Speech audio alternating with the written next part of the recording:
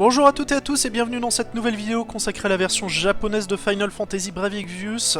Une vidéo un peu particulière aujourd'hui puisqu'on ne va pas parler directement du jeu, on ne verra même pas d'image de Brave Exvius aujourd'hui, mais plutôt d'une page qui commence un peu à affoler certaines personnes, puisque aujourd'hui on va parler du ranking japonais présent sur le site altema.jp, voilà, qui est un site qui établit donc une tier list en fonction des différents personnages proposés dans la version japonaise du jeu.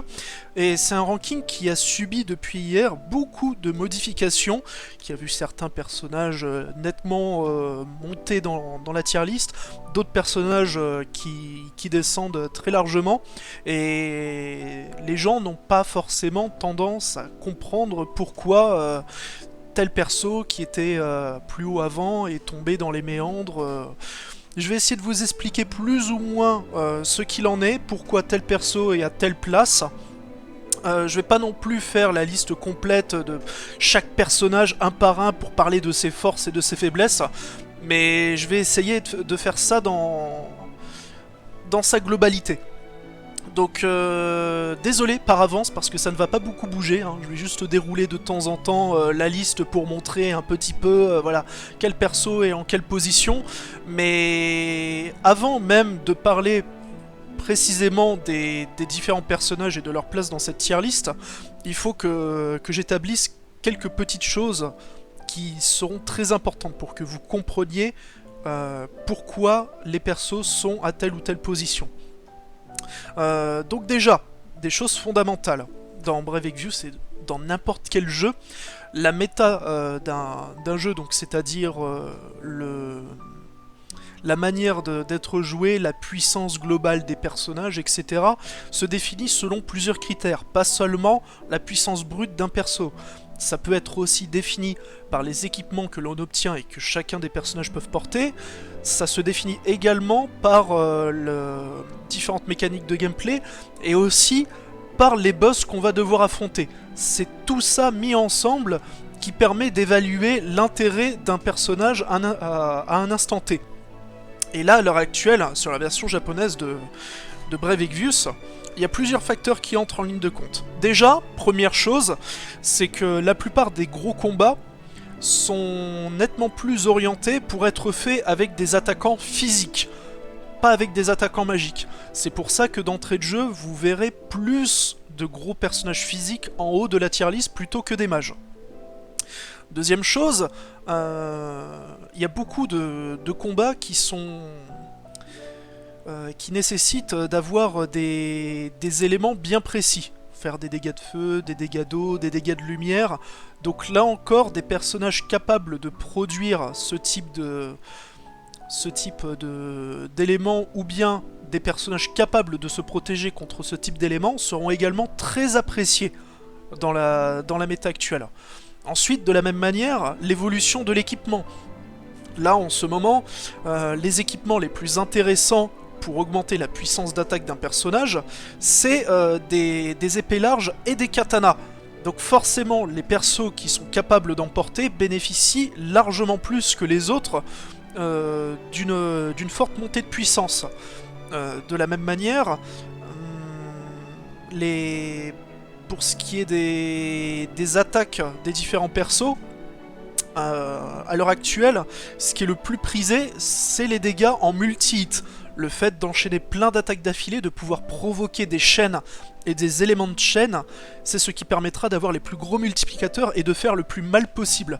Donc de la même manière, en dehors de quelques cas spécifiques, les personnages qui ne peuvent faire que peu de hits sur une attaque durant un tour seront forcément desservis par rapport aux autres persos. Donc voilà, il faut que vous essayiez déjà de garder tout ça bien en tête pour pouvoir comprendre pourquoi tel ou tel perso se retrouve plus haut ou plus bas. Donc on va commencer un peu vite fait par le top tout en haut de la liste. Qu'est-ce qu'on voit dans le top? Déjà, les trois premiers personnages, c'est Orlandu, Aileen et Tidus, qui sont tous les trois des attaquants physiques très puissants. Pourquoi ils sont tout en haut? Eh ben, déjà parce que leur stade d'attaque est extrêmement élevé, ils sont tous capables de porter soit des épées larges, soit des katanas, Dans le cas de Aileen et Orlandu, ils peuvent tous les deux porter des épées larges et des katanas, alors que Tidus, lui, il peut porter que des katanas. Il peut porter d'autres types d'armes, mais voilà, pour le cas de ces deux types d'armes-là, lui, il a que le katana. Ensuite, ils ont des attaques multites dévastatrices, mais c'est plus particulièrement le cas pour Orlandu, et c'est pour ça qu'il est, entre autres, tout en haut de cette liste. C'est d'ailleurs également un personnage qui possède des capacités de debuff très intéressantes.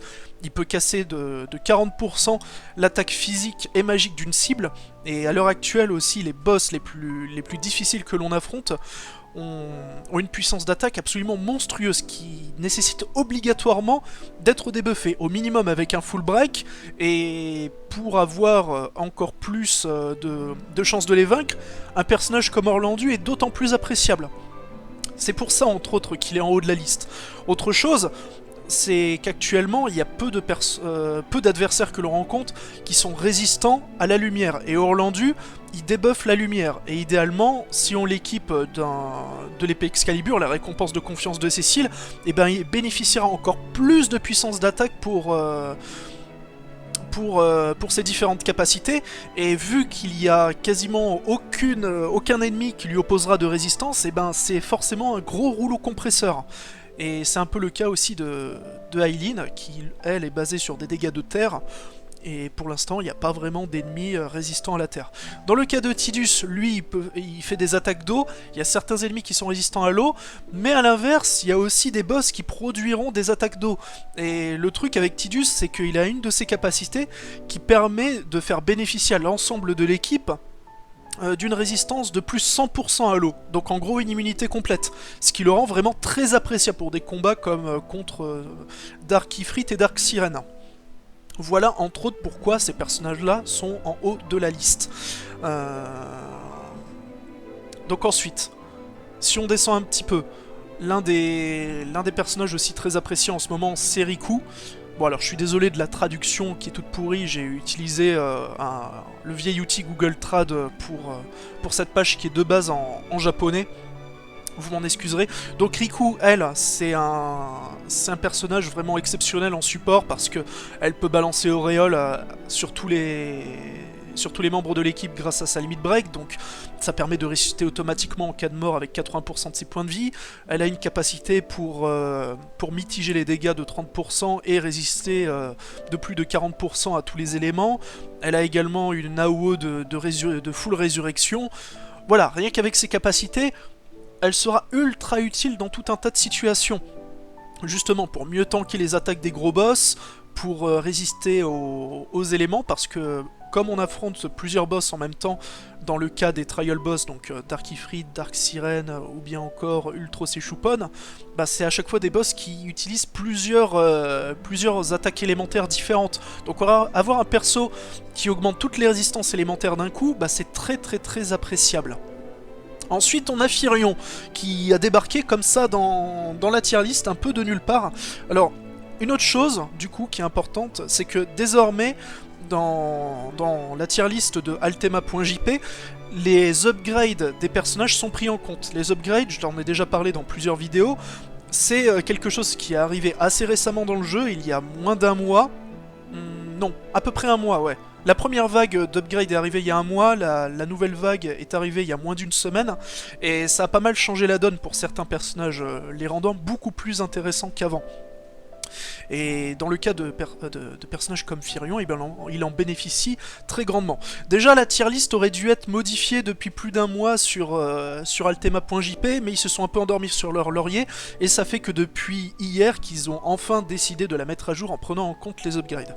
D'ailleurs, j'ai oublié de le préciser, mais cette tier list prend aussi en compte le fait que vous pourriez posséder l'intégralité des récompenses de confiance du jeu, que ce soit du dual wield, les meilleures armes, des capacités passives comme le Blade Mastery de Shizuru, etc. etc. Hein, c'est une tier list faite en imaginant pouvoir atteindre le potentiel maximum de chaque perso. Donc c'est pour ça que là, Firion il est très haut, c'est parce que si on prend en compte toutes ces upgrades, il obtient énormément de puissance, parce que Firion peut équiper toutes les armes du jeu, il a de très bons passifs suivant les équipements qu'il porte, et avec ses upgrades, je l'avais déjà évoqué dans une précédente vidéo, il booste très grandement sa plus grosse attaque qui le met au même rang que certains des plus gros attaquants physiques, sauf que lui, il ne fait pas du multi-hit, donc ça le rend un tout petit peu plus faible pour faire des combos. Mais il récupère également en upgrade une puissance accrue sur Legend Killer, qui donne plus 100% de dégâts sur tout un tas de monstres différents, la quasi-totalité des monstres que l'on pourra rencontrer. Ce qui fait que c'est une véritable brute épaisse, et avec le bon équipement, il devient extrêmement puissant. Voilà, et en fait c'est un peu le cas pour les personnages en dessous. Tillis, c'est un mage blanc exceptionnel qui a des capacités de soins vraiment très puissantes, qui a des capacités de soutien qui sont aussi intéressantes que celles de Riku que j'évoquais plus tôt, donc elle est assez haute. Baltier, lui, il a une force brute absolument immense, il a un contre démoniaque, il a la possibilité de faire des attaques de feu, d'eau, de foudre et de lumière, ce qui combotte non seulement particulièrement bien avec certains personnages du haut de la tier list comme Orlandu ou Tidus, mais en plus il s'adapte extrêmement bien également aux plus gros combats à l'heure actuelle dans le jeu. Donc c'est pour ça qu'il est très haut. Là, Dark Cecil, pourquoi il est devenu aussi haut? C'est parce que lui aussi il a énormément bénéficié des upgrades qui ont été ajoutés très récemment pour lui, avec son Soul-Eater qui a un multiplicateur de dégâts absolument indécent. Il a un nouveau passif qui augmente encore plus sa puissance d'attaque, qui en plus lui donne une régène de points de vie de 999 à chaque tour. En plus j'ai vérifié du coup dans certaines vidéos que j'ai pu constater et qui avaient déjà upgradé Dark Cecil. Sa régénération se fait juste après la fin de notre tour, donc avant que l'adversaire attaque, ce qui est parfait. De la même manière, Hamza lui aussi il a énormément bénéficié des upgrades avec des buffs sur ses différents coups de support, ce qui en fait un personnage de support tout aussi appréciable que Riku. Donc voilà, là, Majin Fina qui était un peu plus basse à la base que Transtera, là elle est remontée plus haute. Pourquoi? Parce qu'elle a récupéré en upgrade une attaque multi-hit par Ultima. Ultima fait désormais 7 hits d'affilée, donc en combo ça marche très bien. Mais elle n'est que là parce que à l'heure actuelle, les mages noirs sont moins intéressants que les attaquants physiques. Déjà, il y a beaucoup plus d'attaquants physiques, donc c'est beaucoup plus simple de constituer une équipe d'attaquants physiques pour faire de gros combos physiques. Et en plus, la plupart des mages noirs, à l'exception donc de Majin Fina et également de Transtera, n'ont que des attaques magiques qui font un hit. Et donc pour faire des gros combos et faire des multiplicateurs de dégâts, bah, c'est moins efficace. C'est pour ça qu'ils sont forcément beaucoup plus bas que les autres. Là c'est Prish, il n'y a pas encore son image mais elle vient d'être ajoutée aujourd'hui. Elle est à 95 sur 100, ça m'étonne pas qu'elle soit très haute. Là, bon, on a Warrior of Light juste en dessous Cécile, ils ont le même nombre de points, c'est des tanks craqués, mais ils ont des rôles différents. Enfin, voilà, je vais pas vous faire encore une fois toute la liste. Je pense que de toute façon, si vous regardez les capacités des personnages avec leur 6ème étoile, c'est facilement vérifiable sur des sites comme Reddit. La page Reddit de Brevivius. Je la mettrai d'ailleurs dans la description de la vidéo, et puis aussi à ce timer de la vidéo je mettrai un petit encart pour que vous puissiez directement aller sur la page pour voir toutes les capacités des personnages. Voilà, juste en lisant les capacités des persos, vous pouvez deviner pourquoi ils sont relativement hauts. Warrior of Light, il tank très bien, il a un contre qui lui permet de se régénérer de 25% de sa vie et de ses points de magie. Il a 2 attaques en AOE à la fois pour casser les attaques adverses et pour casser les défenses adverses. Enfin, il est très puissant. Cécile, lui, il tank super bien, il est très résistant, il a des soins très puissants. Voilà, je vais pas faire toute la liste. Là ensuite, on a eu une baisse de Gilgamesh dans la tier list qui était placée beaucoup plus haut avant. Pourquoi? C'est parce que Gilgamesh, lui, il est surtout très puissant en tant qu'attaquant physique contre plusieurs ennemis d'un coup. Et là encore une fois, avec la méta actuelle, vu qu'il est plus intéressant de taper très fort sur une cible unique, parce qu'on affronte à chaque fois que certains gros boss que l'on cible qu'en single target, bah lui il est un peu moins intéressant. En plus ses attaques ne font pas du multi, donc se combattent moins bien. C'est tout bête. Ensuite, qu'est-ce qui pourrait un peu étonner les gens au niveau de la baisse dans la tier list? Je sais pas, par exemple, il y a l'Empereur qui est maintenant un peu plus haut que Exdes. Pourquoi il est plus haut? C'est également dû au fait qu'on obtient de nouveaux équipements. Et les nouveaux équipements pour mage, bah par exemple, Exdes ne peut pas les porter, parce qu'il y a des robes très intéressantes, et les robes, lui, il ne peut pas les avoir, alors que l'Empereur, lui, il peut porter des robes. Donc forcément, en stats pur, lui, il est plus intéressant.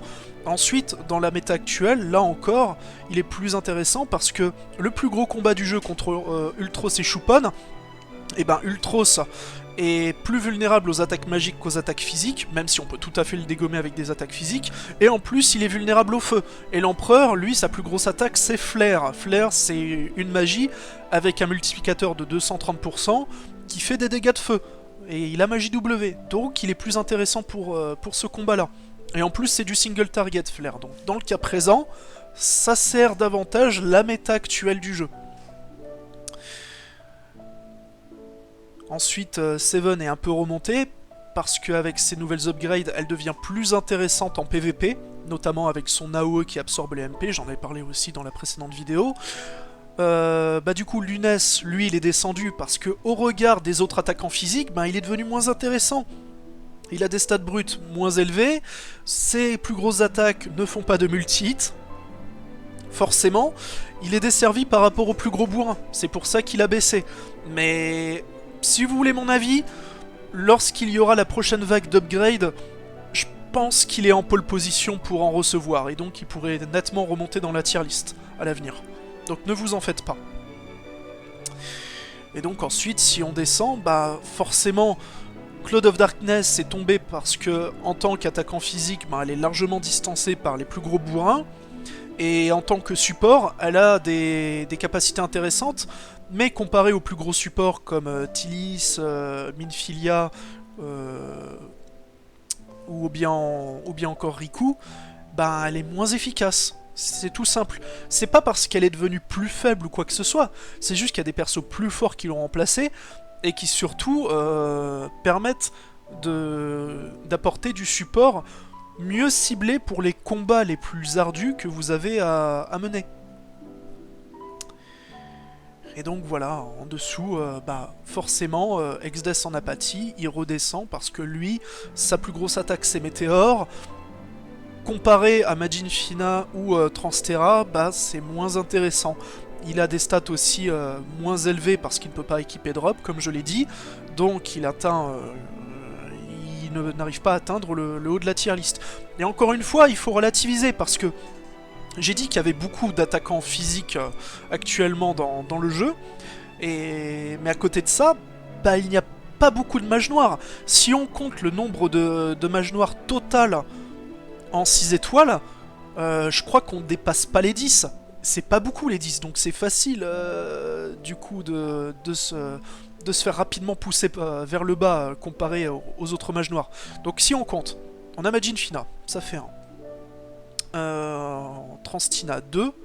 On pourrait compter Rem, mais c'est un peu un mix, je préfère pas la mettre dans le tas. Ensuite, la version Summer de Majin Fina, 3. Lunella, donc qui a été ajoutée récemment, qui est pas forcément super intéressante comme mage noir, mais ses plus grosses attaques magiques font du multi-hit, donc encore une fois pour les combos c'est mieux. En tout cas ça fait 4, l'Empereur 5, ensuite H, c'est totalement un attaquant magique, ça fait 6. Ensuite Exdes 7, Dragon Lord 8, Terra on peut la compter, ouais, ça fait 9, Ace 10, Kefka 11, ouais, c'est tout. 11 mages noirs, sur la totalité des personnages 6 étoiles, il doit y avoir quoi? Une soixantaine de 6 étoiles? C'est peu, c'est vraiment peu. Et donc en bas vers le bas de la tier list, pourquoi Kefka par exemple est aussi bas?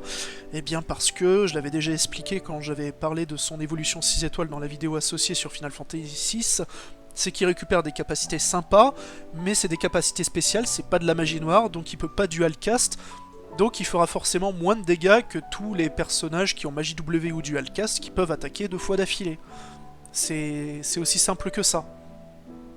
Et tout en bas, en dernier, on a Soleil, qui est pas un mauvais personnage de soutien en soi, mais c'est juste que ses plus grosses capacités de soutien ne boostent que de 60% les différentes stats. Et à l'heure actuelle, les meilleurs personnages qui peuvent booster les stats, c'est par exemple Minfilia et Ramza, et ces deux-là peuvent booster jusqu'à 100% une statistique.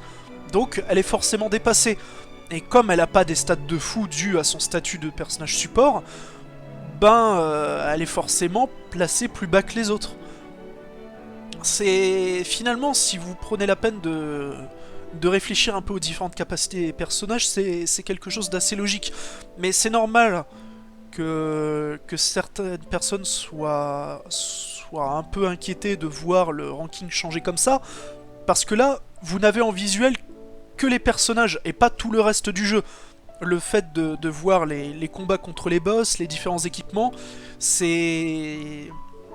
Il n'y a pas vraiment de tier list pour ça, et du coup vous n'avez pas un visuel qui accroche tout de suite l'œil et qui vous permet de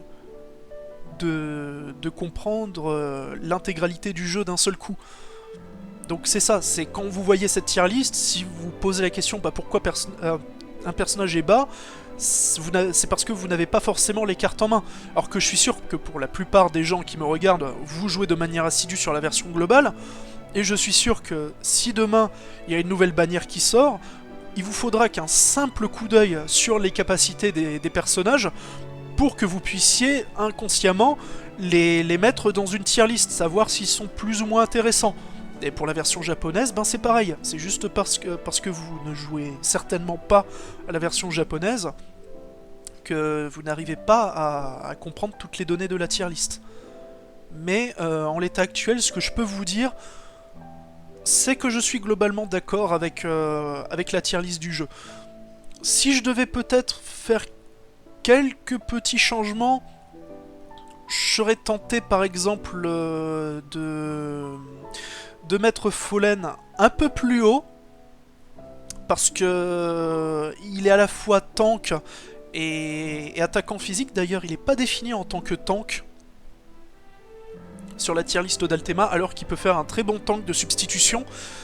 Bien équipé, il peut quand même faire assez mal. Il a en plus du multi sur ses attaques, il fait du vent, ce qui est un élément pas trop utilisé par les adversaires, encore que... Ah si, le combat contre Ultros et Chupon, il y a Chupon, je crois qu'il est résistant au vent, donc il est pas forcément trop utile pour ce combat-là. Mais bref, moi je mettrais peut-être un peu plus haut Chupon. Après, est-ce que dans les personnages un peu trop... enfin, est-ce qu'il y a des personnages que je trouve peut-être un peu trop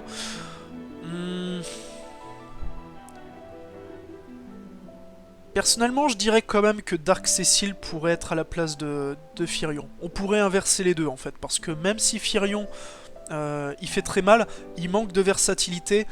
Dark Cecil, il est vraiment très très bourrin. En plus, il y a plusieurs personnages qui sont capables de faire des ténèbres comme Garland.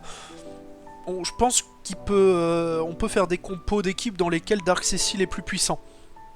Et en plus, si vous avez des personnages comme Rem, Riku, etc., le fait d'avoir le sort auréole, ça le rend complètement divin, Dark Cecil. Donc...